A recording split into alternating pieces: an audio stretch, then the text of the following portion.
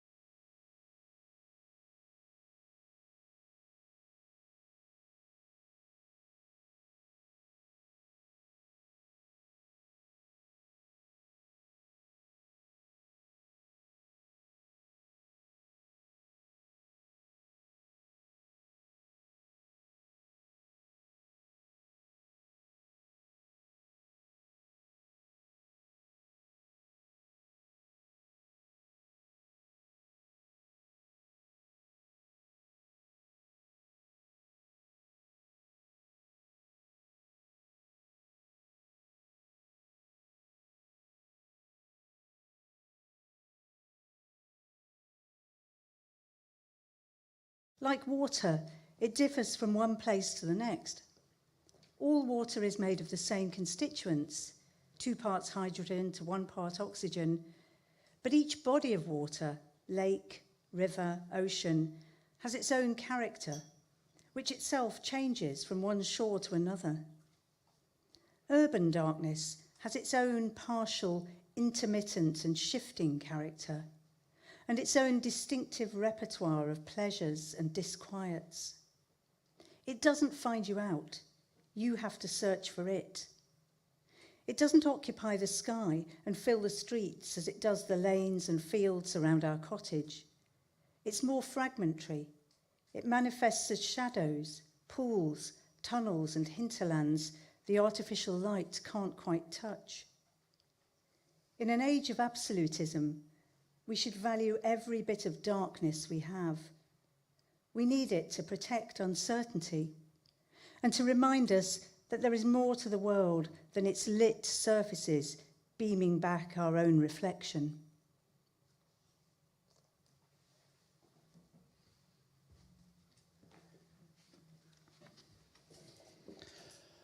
Good evening, everybody. My name's Andrew Macmillan. I'm a Professor of Contemporary Writing here at the School of English at Manchester Metropolitan University. And I'm delighted to welcome you here to launch Night Vision, Jean Sprackland's fantastic new non-fiction book that we were just hearing an extract from, and to welcome our very special guest as well, Karen Solie, who's going to be sharing poetry with us.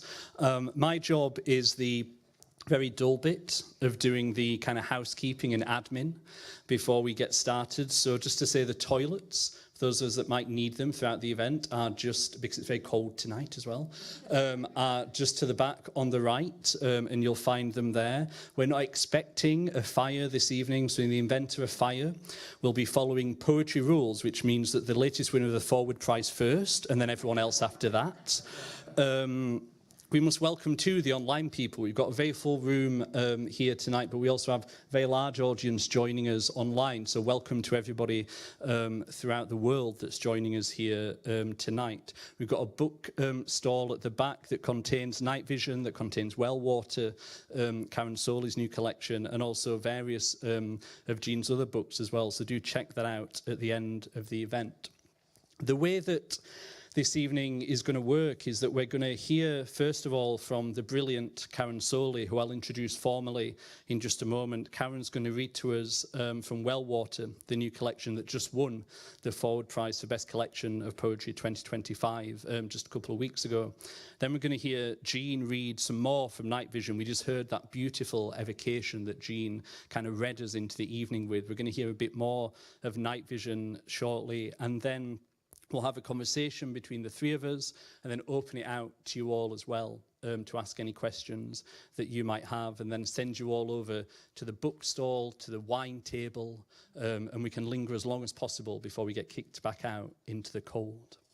So first of all, I'm going to start by introducing Karen Solie. Karen Solie, one of our kind of most missed colleagues who we had the joy and real honour of working with here for several years earlier this decade. Karen Solie grew up in southwest Saskatchewan and has 5 previous collections of poetry: Short Haul Engine, Modern and Normal, Pigeon, The Road Is Not the Same Road Out, and the Caiplie Caves. And she's won the Dorothy Livesay Poetry Prize, the Pat Lothar Award, the Griffin Poetry Prize, been shortlisted for the Derek Walcott Prize, the T.S. Eliot Prize again this year.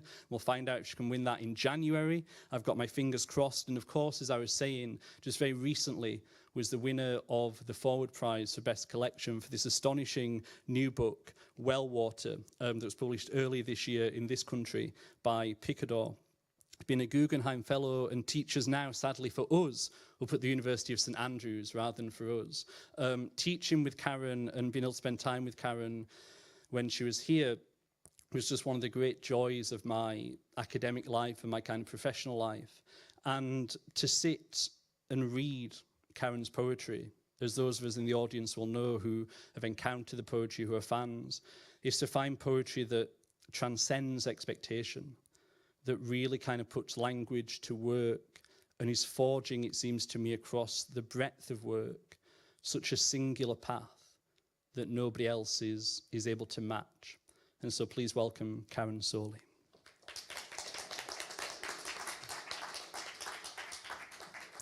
Well, thank you for that lovely introduction. I miss being here.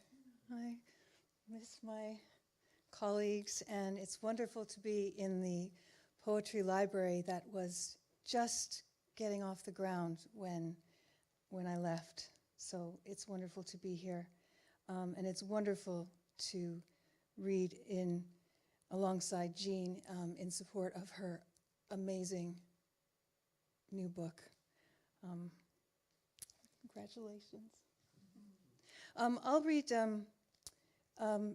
three poems from Wellwater, and then end with a bit of a longer one that I was thrilled that Jean included as an epigraph in her book. So this poem is one that I always think of as taking place at least a bit in the prairie darkness. It's also one of those poems as a Gen X person, when one looks back over one's life and wonders, was that okay? What happened then? And sometimes it was, and sometimes it wasn't. But this is called The Trees in Riverdale Park. Diagonal paths quadrisect a square acre, white as the page in February. In the soil of this basic geometry, ash, elm, and maple thrive like understandings whose bare logics are visible, understandings the theorem has allowed. Between roam bodies of the sensible world, people, dogs, all those lovers of the material and immaterial, illumined as under working hypotheses by sodium bulbs whose costly inefficiencies Los Angeles and Philadelphia have apparently moved on from. The trees are grand hotels closed for the season. But below ground, social life is taking place. As when snow lay on the fields and people descended to rec rooms, secret bars, like the snake pit in the basement of the curling rink in Golden Prairie. Our big Ford nosing the siding, we waited for our parents with the engine running, under grave instruction, as radio sent our autonomy bounding toward us. Chilling scenarios inspired by the trucking forecast, and news items from Great Falls or Bismarck freely imagined. Songs that gave us bad ideas and the seeds of a mythology. 10 minutes, then 1 hour, 2. Pop and chips and the gift of the periphery. I've never understood what starlit means. On a clear night in their millions, they cast no discernible light into the dark expanse where a farmhouse sat, sleepless in its chair, and grid roads and bullshit Caragana disappeared, where the animals' lives played out, smells traveling slowly, low to the ground. In Riverdale Park, the diagonal walks, like diagrams, may be said to describe themselves, which is a relief. Now snow is blowing through the theorem that the understandings broadly accommodate, and sensible bodies adjust their collars to. Bare spots left by departed cars demonstrating how the outlines of loss might gradually alter as experience is filled in by its representation, even if not made peace with.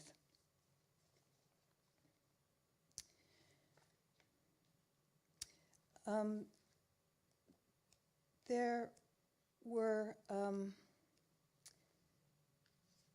a few friends that one gets to a certain age and loses people, and this is dedicated to my friend Stan Dragland, whose house I have lived in when I'm in Newfoundland for many years. It's called Flashlight. In bed near the open window, like someone wandered away from a campfire. When the eyes adjust, features of the landscape can be discerned, as might the outlines of belief. No helpful detail within. When I asked if she'd seen my friend, she said, we don't all know each other in this place, for Pete's sake. Death is not Saskatchewan. It's obvious now where this is going. Enough already about the soul.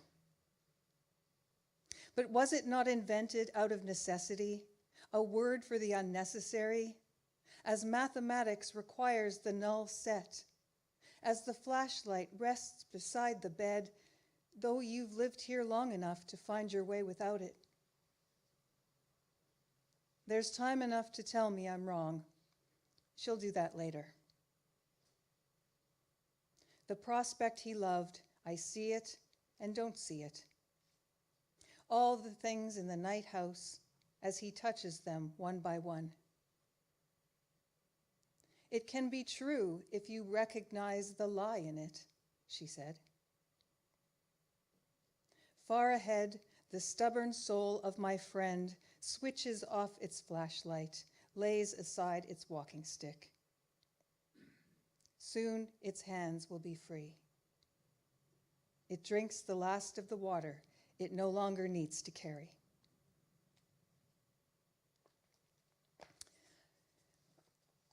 When I was here, I lived in England, and so I had to write a fox poem. So this is called Foxes. The storm passed, though electricity flickered, and stirred up color had yet to settle. At the window of the rental, with my life half packed, in shadow, I was unseen by them. The city foxes, who must always worry. Beds unmade, door kicked in more than once. They investigated the fallen beach, its roots exposed like the apartment of somebody who has died, unable to tidy up first. Stronger trees asleep on their feet, nothing more they could do. And the grass, flattened under the book of water, Storm Dennis threw at England. My host would write of me online later. It was as though no one had even been there. Dusk, that untrustworthy time, when holes appear in the civic fabric and insights are expected to emerge.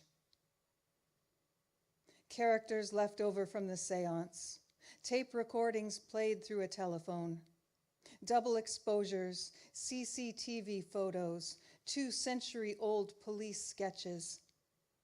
When a half door opened at the end of a darkening corridor, they ran through it.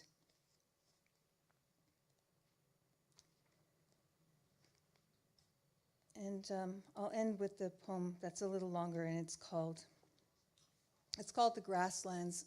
Grasslands National Park in southern Saskatchewan is a dark sky reserve. It's a 1 on the Bortle scale, and its skies are pristine, and it's an amazing place that looks like nothing, but is actually a lot. And part of the challenge of preserving this piece of land is to negotiate absolute preservation and interest in the park that would ensure people are that they want to preserve it, because it's under threat by oil and gas companies. So if people believe it's worth saving, then that danger is lessened. So this is the grasslands. Ghosts, if you believe in them.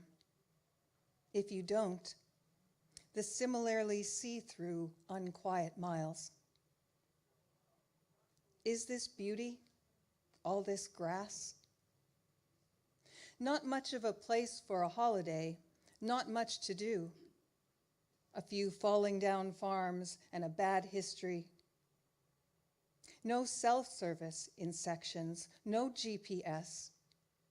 And who remembers how to use a compass? Where can you even buy a compass? You are lost long before you know it.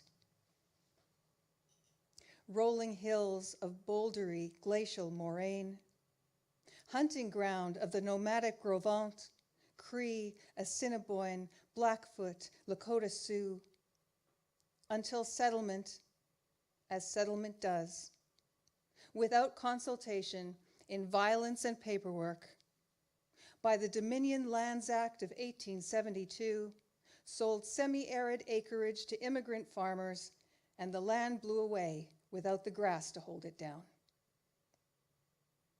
The best thing for it may be that we are not there. But what good is a place left on its own? Oil and gas companies say, not much. Grass-covered hill after grass-covered hill, keeping its concerns to itself.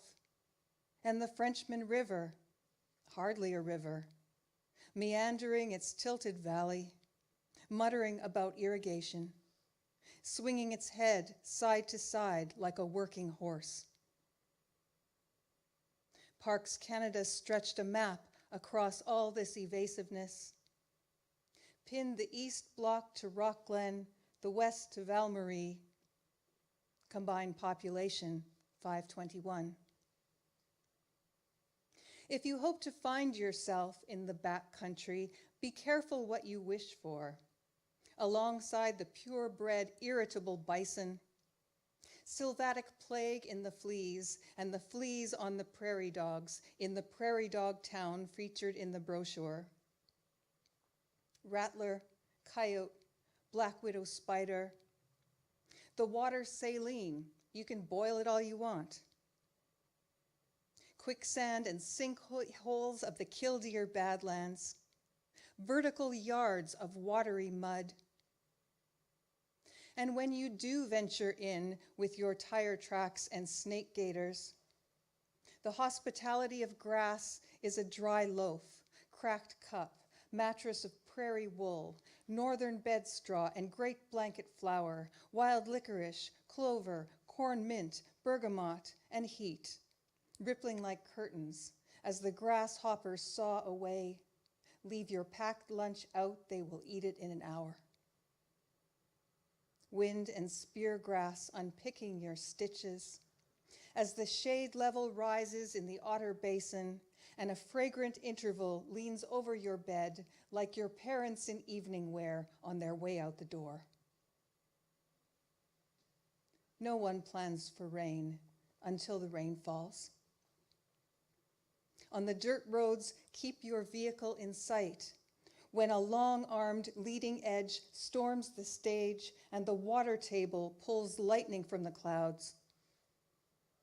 In winter, you might hear an elderly grass blade shrugging off a shawl of frost. Under the crust, the snow's muscles twitching, a vole clearing her throat. But would you bet your life on your Motomaster battery? Know where to plug in your block heater for 100 miles? Or even to buy a sandwich, would you believe it? Yet, as each inclination aspires to need, infrastructure ramps up on the national parklands, campgrounds and parking lots to explain the perspective, a reassuring experience of scale. For what good to us is a place left on its own? Be quiet for once, less than your own boot print. On the northern mixed grass prairie, the kingdom of grass is the kingdom of means. The silvery, slender, rough, needle-leafed, wavy-leafed, cut-leaf, time-leafed. The wild, false, tufted and procumbent, fringed and nodding, the long-bracted, shaggy, pleated, brittle, the creeping and the smooth, panicled and pale, common and endangered. The swift fox, sage grouse, burrowing owl. Black-footed ferrets reintroduced, so much else taken. They belong to themselves as you belong to yourself, more difficult to restore than to destroy. And what good are you, left on your own? Unmet at the meeting point, obsessed with endings, all the nothing really adding up.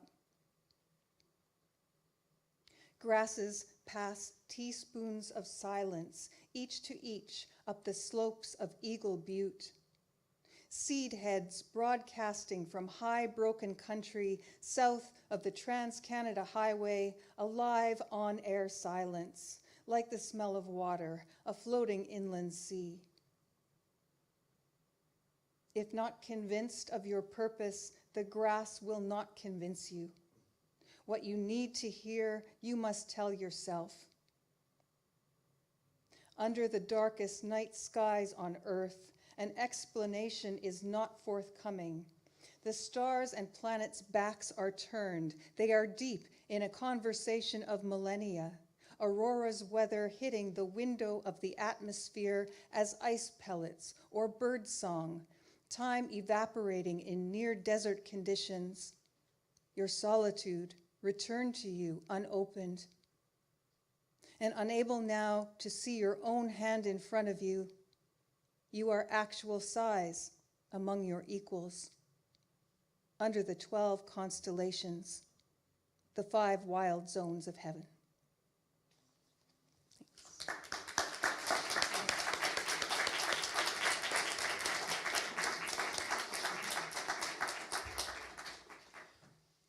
Thank you so much to Karen for that magnificent reading. And Wellwater, not in the copy that Karen was holding, surprisingly, but in this kind of green edition, is available at the back from the bookstall. So don't go looking for that edition that Karen was reading from. We don't have that. We have the Picador edition right here. So go and look at that at the end from the bookstall. Joint winner of this year's Ford Prize, I say, shortlisted for this year's T.S. Eliot Prize. And thank you so much to Karen for that reading. We come now to Jean Sprackland and to the launch reading of Night Vision, In Search of the True Dark. And you'll see from this screen behind us that Jean has been curating an entire series of events for the Poetry Library around this theme of darkness. And we had Andrew Michael Hurley and Jacob Polly here last month. We've got Dan Richards here next month discussing and unpicking and kind of mining at the seam of that subject. But we're here tonight to celebrate this brilliant new book from Jean Sprackland. So I'll do the kind of formal bio first and then say a little bit more before we bring Jean on. Author of 5 previous poetry collections, including Tilt, that won the 2007 Costa Poetry Award, and the author of 2 other works of non-fiction, Strands, A Year of Discoveries on the Beach, that won the 2012 Portico Prize, and These Silent Mansions, A Life in Graveyards in 2020. There's a new collection of poetry coming out next year as well. I'm allowed to say that, aren't I? That's public knowledge, that's great. A new collection of poetry coming out next year. And we're here tonight, as I say, to talk about Night Vision, In Search of the True Dark. Jean Sprackland is someone who I'm honoured to call a colleague here at Manchester Met and a friend as well. And Jean is the person who gave me the best ever piece of writing advice that I was ever given by anybody. And at one point when I was kind of sat having kind of palpitations and kind of freaking out about my so-called career, she sort of sat me down and said, Andrew, some books will be loud, some books will be quiet, but you're building a life's body of work. And it's something that I've always took to heart, but it seems to me that each of Jean's books, both the poetry and the non-fiction, have been loud in their ambition, in the intervention that they've made into that space of poetry or prose. And in Night Vision, if you've not read it, do buy a copy at the back. In Night Vision, she has that same quality that has run through all her poetry and prose, which is this fearlessness, which is this to walk down the path of language where other writers might think that language can't go, and to find a way to describe that feels beyond description or beyond the realm of language. And she's done that consistently in poetry, and she's done that again here in Night Vision, in this search of the true dark. So please join me in welcoming Jean Sprackland.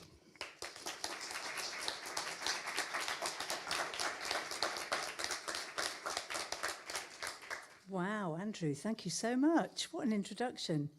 I love that little story. I kind of do remember that occasion, but you make me sound very wise, very wise.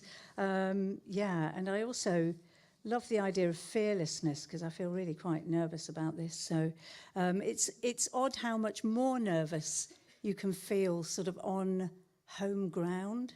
I like to think this is home ground. And, you know, it just feels as if there's something extra at stake somehow. But also, it's particularly wonderful to be here in the Poetry Library.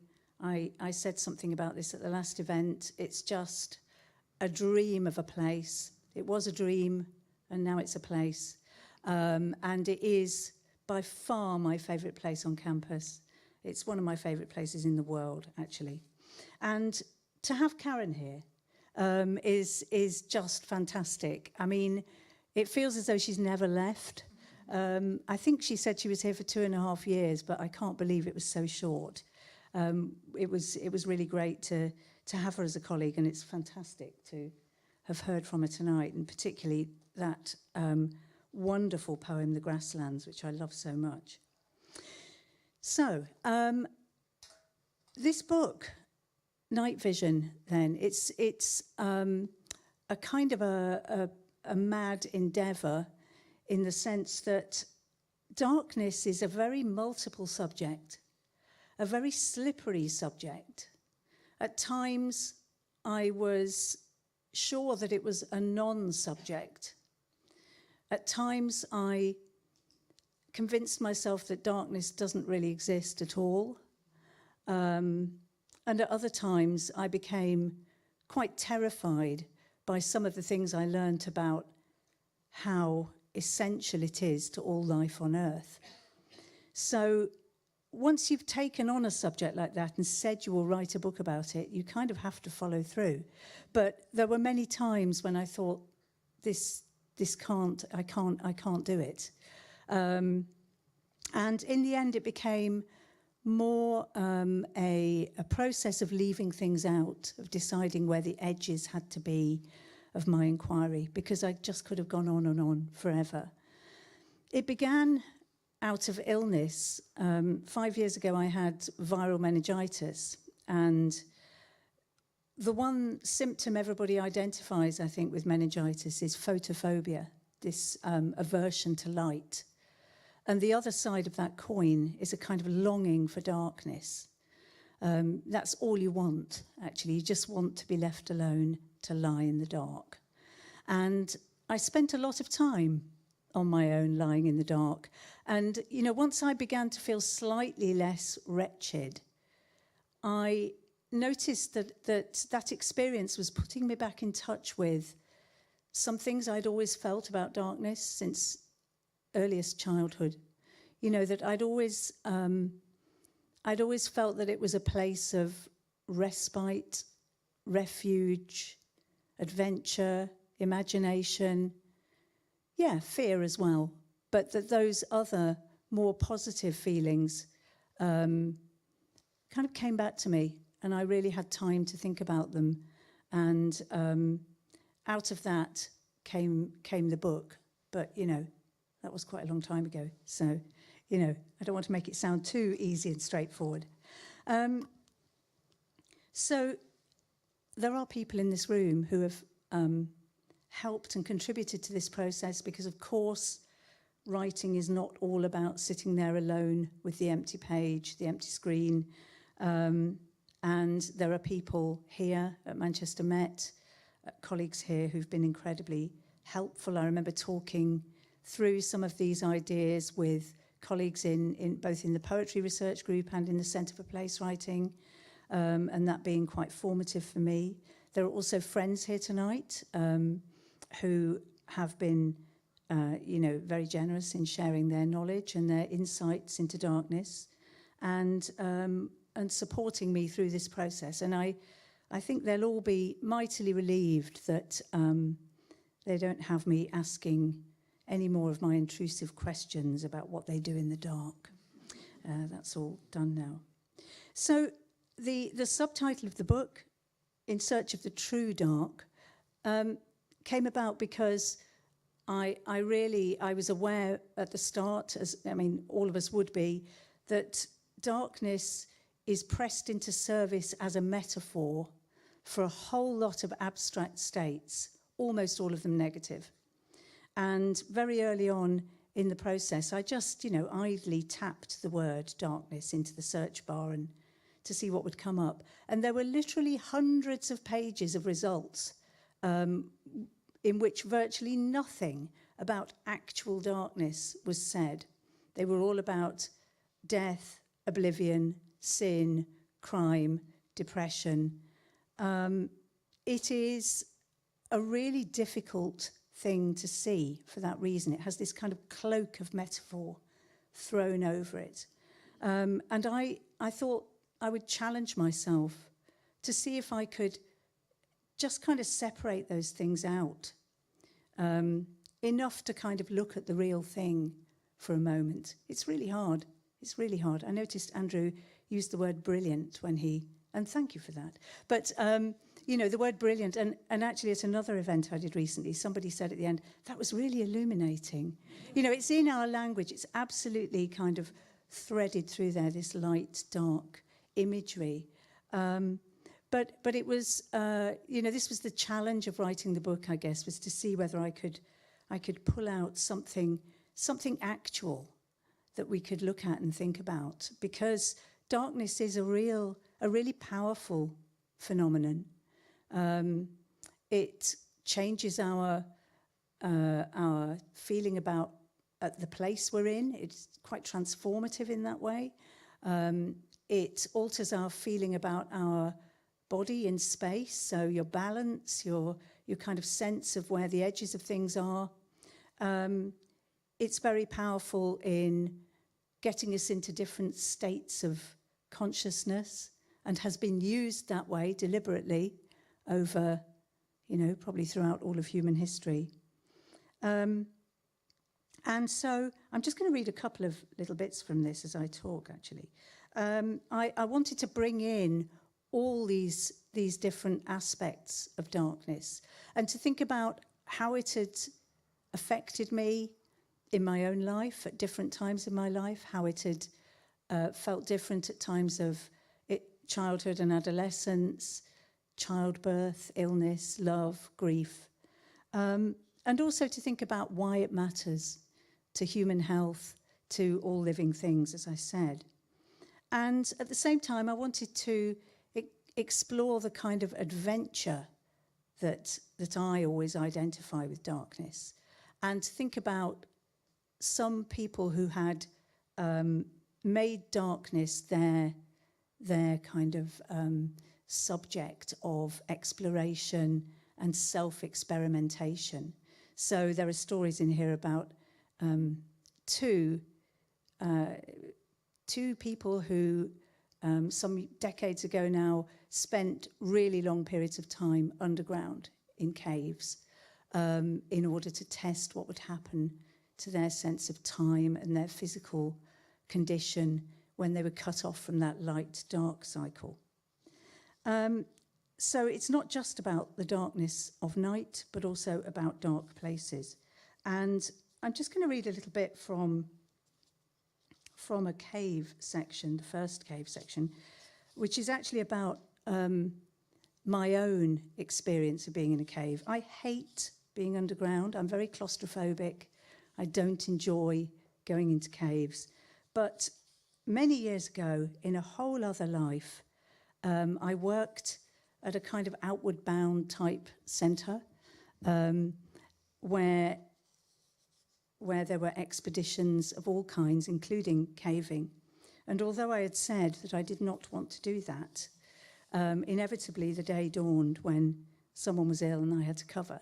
So I had to go into this cave with a group of rowdy teenagers and help to lead them through it. And it was a very grueling and unpleasant experience. But it had its amazing effect in the end. We did that thing that you always do on such expeditions, where the leader says, right, now we're all going to switch off our torches and sit in total darkness for 10 minutes.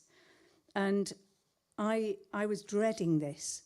I thought it was going to be the worst bit of the whole experience and that I wasn't going to be able to cope with it. But actually, it wasn't like that at all. And there suddenly was the great discovery of the day. As soon as we flicked the switches, we were rid of those nervous torch beams with their unpredictable jumping and dazzling. We were neither peering anxiously ahead nor squinting back at the way we'd come. We were not scanning the roof for signs of weakness or checking each other's faces for hints of fear. All of it fell away in a deep, embracing darkness that was like balm. I felt my claustrophobia soften and melt to nothing. The last giggle, the last cocky remark died away too, and silence stole over us. Not really silence, of course. My other senses sharpened to compensate for the loss of vision. One small sound led to another, like a line in a poem disclosing the next. I could hear my own breathing and the slight rustle of my clothing as I breathed. Distant drips of water like tiny glass footsteps. Even, perhaps, minute shifts in the surface of the pool, though what breeze could possibly be touching it? I remembered Phil and a couple of other instructors talking in the pub about a plan to go windsurfing here, and I sat puzzling over that before deciding they must have been having us on. Then the liquid darkness rolled in again, and I slipped free, thought of nothing, gave myself over to feeling. There was no longer any way of judging the size or shape of the cavern, and I felt the space flex and enlarge around me as the minutes passed, the walls first creeping outwards and then picking up speed and racing apart until spatial dimensions became meaningless. No sooner had I caught hold of this slippery perception than Phil was announcing the 10 minutes was up and the torches were being flicked back on and the moment was lost. It was the briefest taste of transcendence, a psychedelic experience in which the boundaries of my body lost their distinction and my sense of self loosened and dissolved. Those few minutes of sheer darkness revealed a blazing truth that I've remembered and occasionally recaptured in the years since, that in spite of all my everyday assumptions, there is no division between me and the universe around me.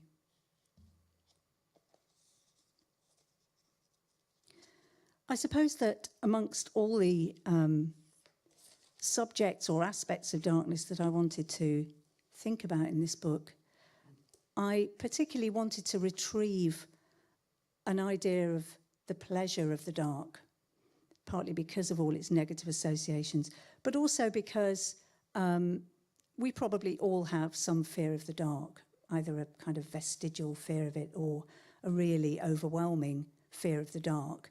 And all my conversations with people, as I've been writing the book, have kind of borne this out. People saying, oh, no, I don't want to talk about that. You know, that's the worst subject. Why are you writing about that? And someone saying to me, oh, I hate darkness. It just means one thing, death.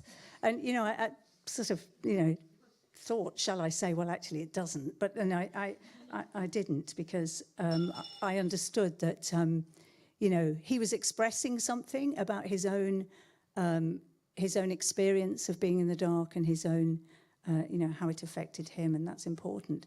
But I came to feel in the writing of the book and in the kind of exploring that I did to make that possible, I came to think of our fear of the dark as a kind of gift. And that's a sort of counterintuitive idea that really unlocked something for me. I think it's a gift in the same way that pain can be a gift. No one wants to be in pain, but pain can alert us to something wrong in the body, and it can help us kind of move carefully and protect an injury. And fear of the dark seems to have some of that same quality to me. We need it. We have poor night vision. Going about in the dark can be dangerous for us. Just in terms of kind of tripping over things and falling down things, never mind big creatures with teeth waiting to get us. So it became important for me to kind of hold these two things together, fear of the dark and love of the dark. And I came to think of it as a kind of double spell that darkness can kind of have you under. And this made me think back to early childhood. Sorry, I don't know this book well yet, so I'm still flicking through, looking for the right place. To the earliest days of childhood, because interestingly, child psychologists say that babies have no fear of the dark. They might cry when they're left on their own at night, but it seems to make no difference whether the space is dark or light. So it's something that we acquire. And of course, when we're born, we are coming from darkness. And in fact, at birth, the light can be really distressing and traumatic for the newborn. So there is something learnt here. And, you know, here I am just briefly kind of puzzling over that with reference to my own childhood and my own the very austere child-rearing practices of my parents. When did the dark first cast its double spell of love and fear? I can't remember my earliest nights, when I must sometimes have lain awake in my cot in the box room at the back of the house. Our parents were not in favour of night lights and would not have left the hall light on and the door propped open. We were toughened up early. Many years later, my mother told me that I was put outside to sleep in my pram during the day all through the legendary winter of 1962-3. It was the done thing at the time. There were 8-foot snowdrifts in places, and the sea froze a mile from shore, but I slept on, bundled up in blankets, hat and mittens. On those short afternoons, she would step out of the kitchen door when my nap was over and find it was already going dark. I picture her closing the door behind her to keep in the warmth and taking the narrow path Dad has shovelled and gritted that morning. She folds back the hood of the pram, and there I am, lying awake with my eyes open wide on an altered world, flakes of snow against a navy blue sky, a handful of stars. Not all memories of childhood and adolescence are quite as lovely as that one, or at least lovely in my imagination. And I have, throughout the book, brought in these kind of sort of interventions or intrusive memories or addresses from the past. Memories I think of as kind of witnesses to things that happened, both good and bad, in darkness in my growing up. I was kind of a reckless adolescent who loved the dark and liked walking around on my own in it and accepting lifts from strangers and all kinds of dangerous practices. But moving on, just conscious of time, I'm going to stop in just a moment. I'm just going to read one more little short bit. I made a few travels to kind of experience the darkness in different places, most of them not very exotic, places I wanted to experience at night, but also to northern Norway. I became very keen to go beyond the Arctic Circle in the winter to experience this phenomenon called polar night. And the reason was that I'd become obsessed with a particular book called A Woman in the Polar Night, which there will undoubtedly be people in the room who know this book. It's an amazing book by a 1930s Austrian woman called Christiane Ritter. And she's actually much further north. She's on Spitsbergen, as was then Svalbard. And she's in a little hut. It's the 1930s. She's in this little hut with her husband and his friend Carl. Mysteriously, she hadn't quite realised that there were going to be 3 of them there, but there are. And it is, you can still see photographs of it. It still exists. It's a shack. And it was on this bare, rocky shore. And she lived there with him all through, well, almost for a year. But the really powerful part of it for her was the winter, when the sun didn't rise at all for many weeks. And the quality of the darkness is so extreme, and her experiences in it are so extreme. You know, it feels like a work of fiction. I really recommend it if anyone hasn't read it. I didn't want to go to Svalbard, which is now one of the most fragile ecosystems in the world. I think flying in there just to kind of see what it's like wasn't really on. So actually, we went to a small island north of Tromsø and went for a walk to look for a place that I thought of as a border point between light and dark. We're heading for the place where the street lamps end and the blackness of winter night begins. Our host, Nora, has told us that the last couple who stayed in the cabin set off to walk in the same direction, but turned back. They got close to the border point and halted under the last but one street lamp, terror-struck, unable to go any further. They were from Sao Paulo, she said, and had never encountered darkness like it. I just couldn't move, one of them told her. My legs said no.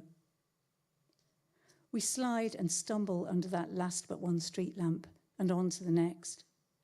For a few yards, we follow the road in rapidly dimming light before it curves to the left and the light is abruptly shut off by the sharp rise of the hill. It's as if someone has cut the power. On this moonless night, it's like walking off the edge of the world. To begin with, we can see absolutely nothing. It's so dark, I keep exclaiming. It's so dark. I'm expecting my night vision to kick in, but there's nothing. My pupils will have widened to let in more light, but the photoreceptors at the back of the eyes have been completely overwhelmed by the changing conditions and are not working at all. I feel my body faltering, its sense of space and balance thrown. Give it a minute. We stand and steady ourselves, each gripping the other's arm and breathing the splintery cold. It takes 20 minutes or so to reach optimum night vision. Now I can see details. Tyre tracks on the road ahead, huge mounds of piled snow on the verge, even a boat on the rocky shore to my left. One set of powers is exchanged for another. It's like wearing a pair of special goggles that change my whole way of seeing. Now I'm giddy with the realization that the dark is not as dark as I thought. I skate on over the hard-packed snow, smooth as a polished table. If it wasn't for the rocks looming up where the road ends, we could walk and walk. Thank you for listening. Thank you for coming.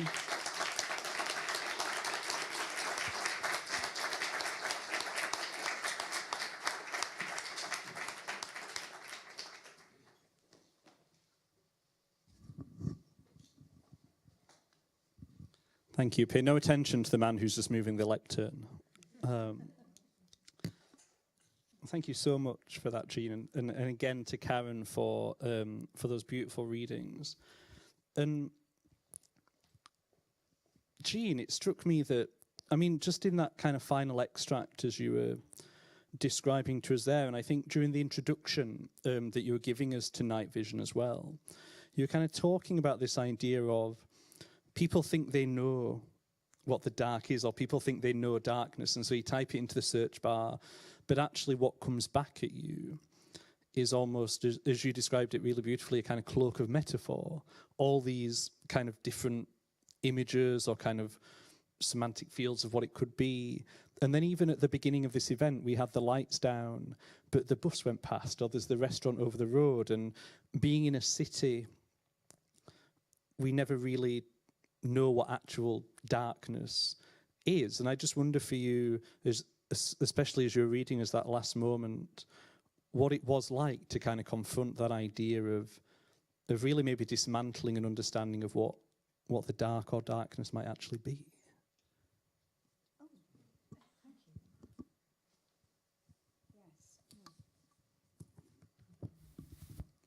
I think, yes, I've turned it on successfully. Yeah, absolutely. I think I came to a point where I saw a parallel between darkness and silence. And I thought about that John Cage piece, which many of you will know, that composition where the orchestra assembles with its instruments, but they don't play them. They just sit with them. And one of the points of that is that you don't get silence. It's not silence you hear. There's a lot of, there are ambient sounds. And even in places where you're cut off from external sounds, you hear the sounds of your own body. And I just came to think that just as there isn't any complete silence, so there is no such thing as complete darkness. What we have is less light, less sound. And that was simultaneously a rather obvious idea and a kind of big shift for me. Because it's often said that, in places like central Manchester or central London, there is no darkness. I mean, I don't think it's true. In the first little excerpt I read, kind of, unfolded that a bit.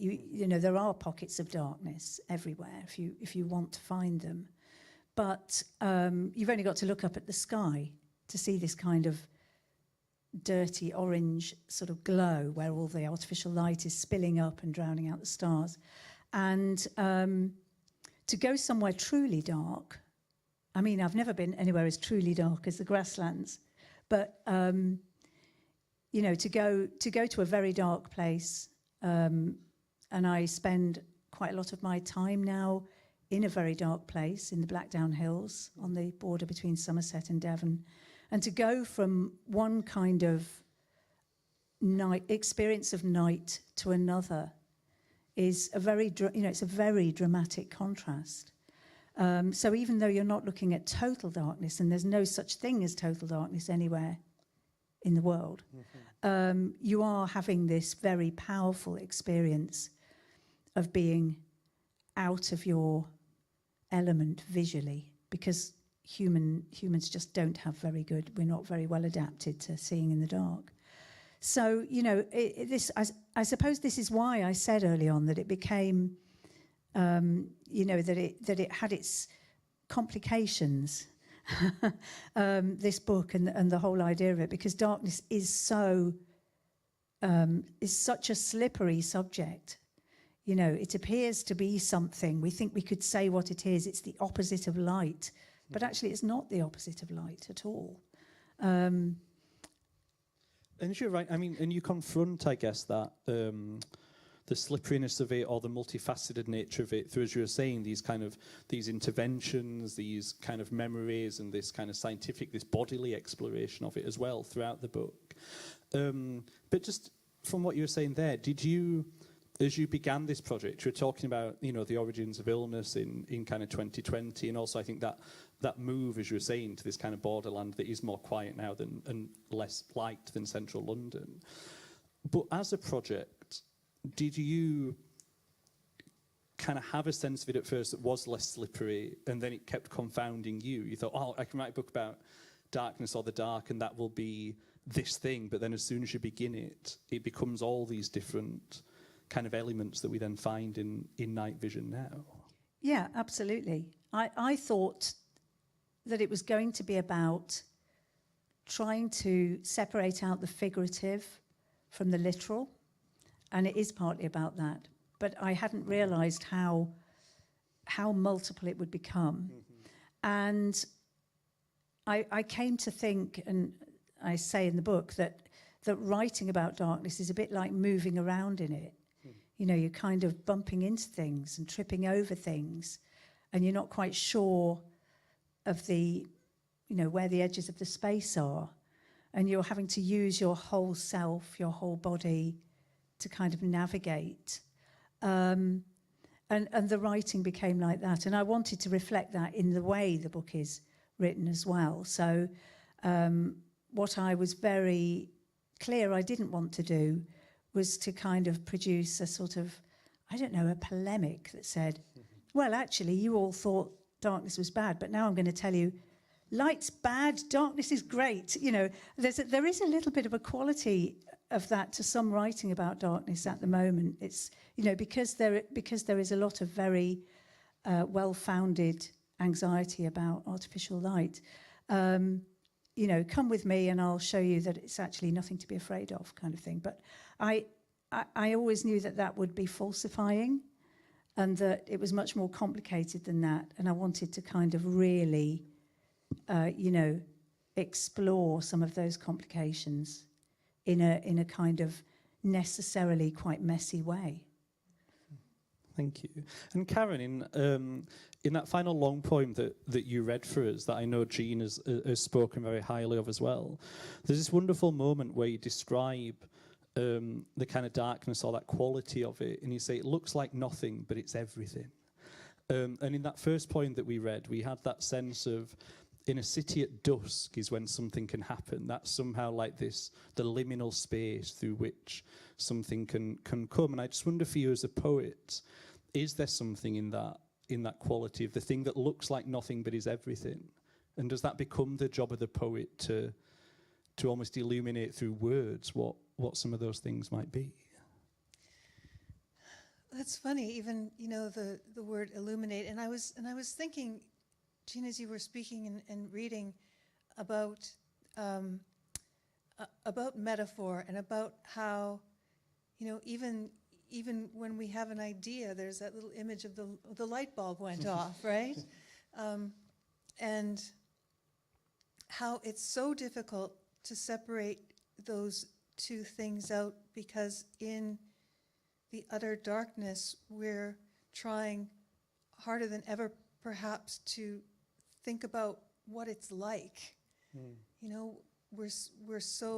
We navigate the world by thinking that this is like this and it's not like this, and the shapes of things and everything stands in relief against something else. But in the night, it's harder to do that.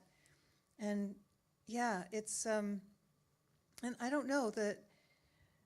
I guess, it's a big question, Andrew. I know. I'm sorry. You and your big questions. I remember them. But I guess the what seems like nothing but is in fact everything, that feels kind of like everything is like that, really. And certainly, growing up out where I grew up on a farm that is quite remote in itself, and never really equated darkness with never really was scared of the dark, but being cautious of it is a different thing, I think, because there are, even in a place where there are no, large predators particularly, there are still, just by fact that we don't see very well in the dark, things can happen to you. So,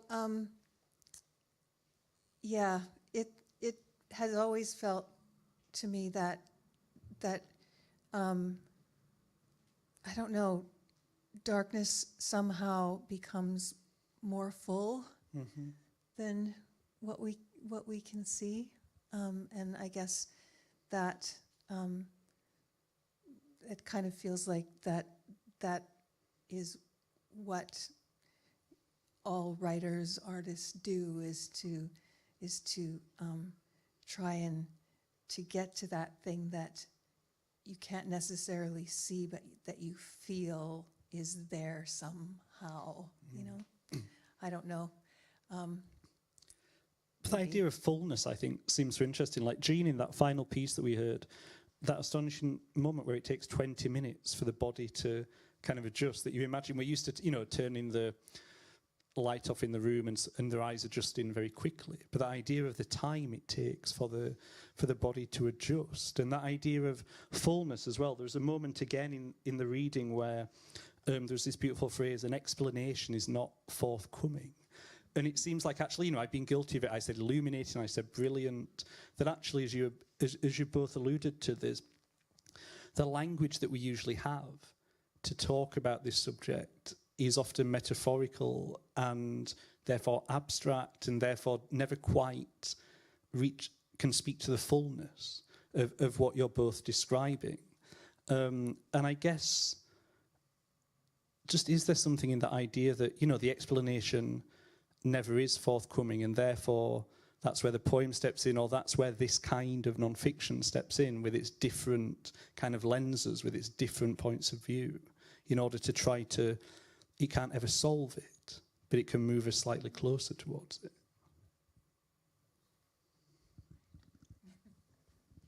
Yeah, I think that's right. And I think, you know, I would also say that of course it's impossible to separate darkness from its metaphorical meanings. Of course it is. They've been there, you know, for as long as people have been using language. We're not going to, you know, it's not an attempt to say, you know, let's not ever use darkness as a metaphor for death.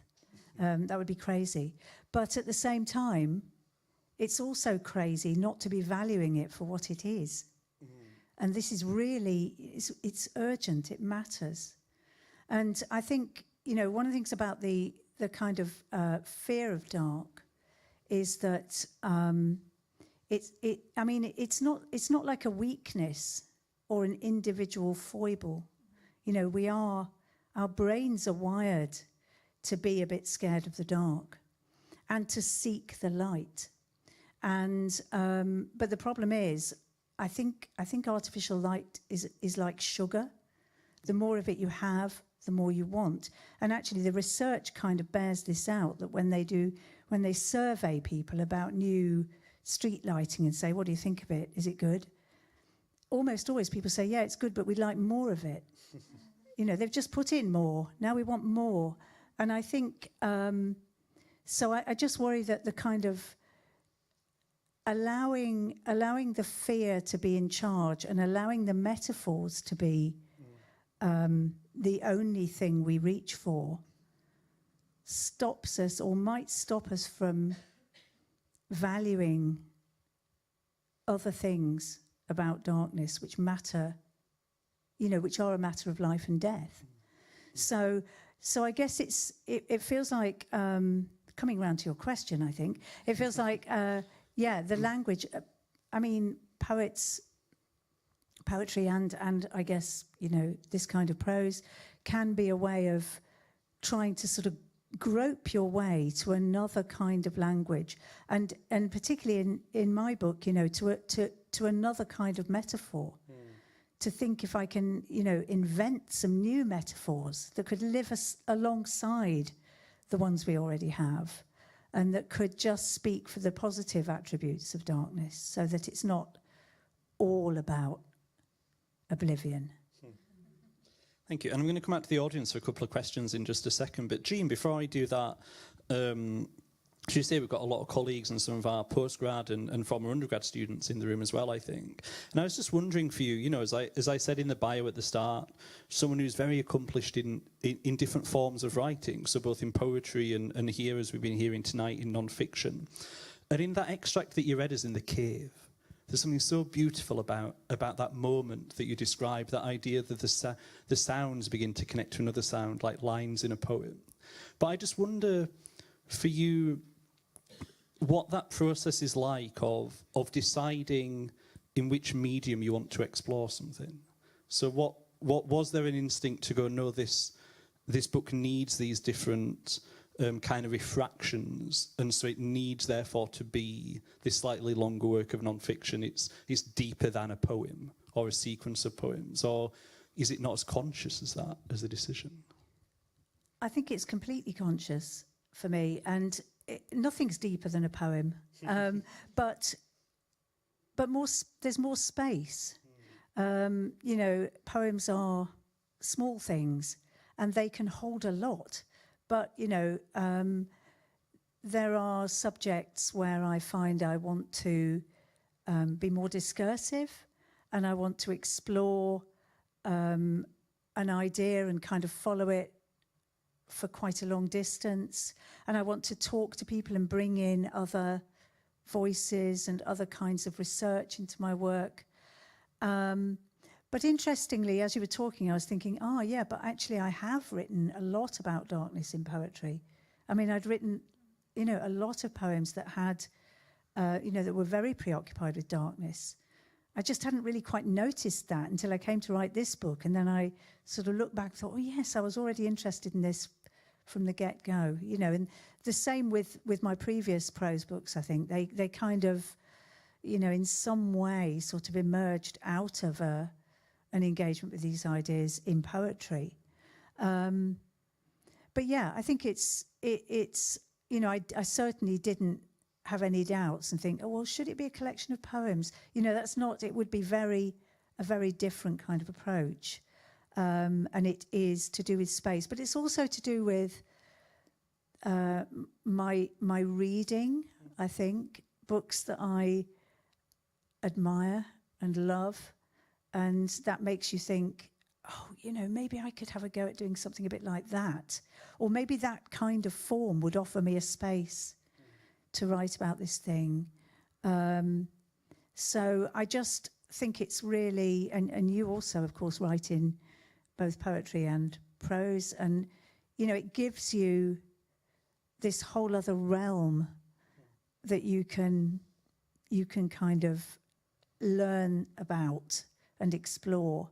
And it is a learning process. You know, if you're starting out as a poet and then you move to writing prose, you know, wow. I mean, my first attempts were like, they were tiny, and it was like something you had to kind of drop into a bowl of water to make it spread out and become long enough, you know, because my habits as a poet were all about cutting and concision. And you have to learn a different way. You have to learn to be more relaxed somehow in this kind of writing. But I feel very glad that I've got those two different kinds of books that I can work on. It's almost like when you write about being in the cave and feeling the walls flex and sort of expand. It sounds like it was almost like the experience of writing prose, switching the torch off and just allowing those walls to expand. That was a better version of my question. That's why I should have said, Karen. We just got time for a couple of questions from the audience. If you just wait, we've got the roving mic, so people can hear us on stage. Yeah, we've just got a question on the third row there. Just put your hand up. There we go. If you just wait for the microphone.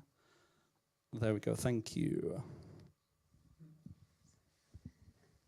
Hello. Yeah. Hi, this is a question for Karen Solie. I wondered if you could say something about the phrase or the sentence as a building block of poetry as opposed to the line, because I just kind of really hear that in your work, and I don't know, it's kind of a bit of a nosy question about composition process as well, whether you use speech a lot or not at all in your composition, and yeah, just how you think about the line as opposed to the sentence or the phrase. That's interesting. I feel like that that for some writers the primary unit of sense is the line for poets, and for some it's the sentence. Maybe for others it's the phrase. And it's always been the sentence for me, and I don't necessarily know where that comes from. I grew up reading fiction more so than poetry, but I guess I'm just interested in following that sentence and seeing just where it lands, and then sort of retracing my steps to see where the line is. That's kind of my method. Thank you very much, Karen, and thank you for that question as well. Other questions from the floor? I can do my best, Fiona Bruce, and point at people. Yes, here in the black jumper. I was just wondering, Jean, when you said you were that night vision was influenced by reading and books that kind of gave you that permission or kind of inspiration. Have you got any recommendations or any books that particularly influenced that? You did line it up. And of course, you know, your mind is blank on such occasions because you're so focused on talking about your own book. Wow. Gosh, okay, I might have to come back to you on that one, Sarah. I mean, it's a really good question, and I think that part of the reason that I'm struggling with it is because I'm immediately thinking of all the books about darkness that I've been reading, which are not necessarily the ones that I mean. You know, because actually I have not, you know, no, I'm not going to say that. But you know, it's not the subject matter. It's the kind of book, I guess, is what I would say.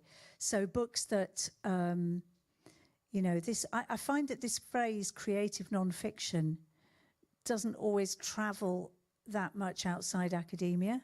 I don't know, but it is those books where the nonfiction is kind of pushing at the boundaries of fiction. And where there seems to be space for imaginative reconstruction of things, for a kind of questioning of memory, the reliability or otherwise of memory, where things can happen that are true, but somehow have been through some kind of process of transformation, or things are placed in an order that gives a kind of luminosity to certain aspects of the writing. Of course, we would all probably think of Sebald, and, you know, never in my life am I saying that I'm trying to emulate him, but it's difficult to, I guess, for anyone who likes his work to not feel themselves influenced by it when they next come to put pen to paper.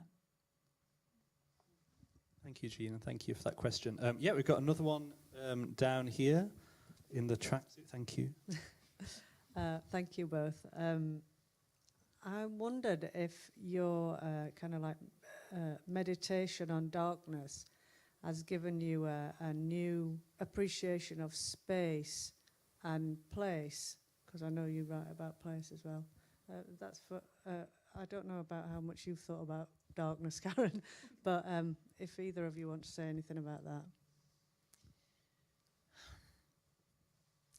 I suppose I have thought about it mostly in relation to where I grew up, which is a very dark place, and how it feels different in the cities. The night feels like a very different place, really, in the city than it does in the country. And yeah, I suppose, you know, it was interesting to hear you, Jean, talk about the equation of darkness and silence, because I really have that from being back home, and even now, and how it's not, you know, you go outside and it's pitch dark, but then you start to hear the birds, and you start to hear animals and the wind and little rustlings and things, and it begins to, you know, take on a different character. So but there is a kind of depth, I suppose, to it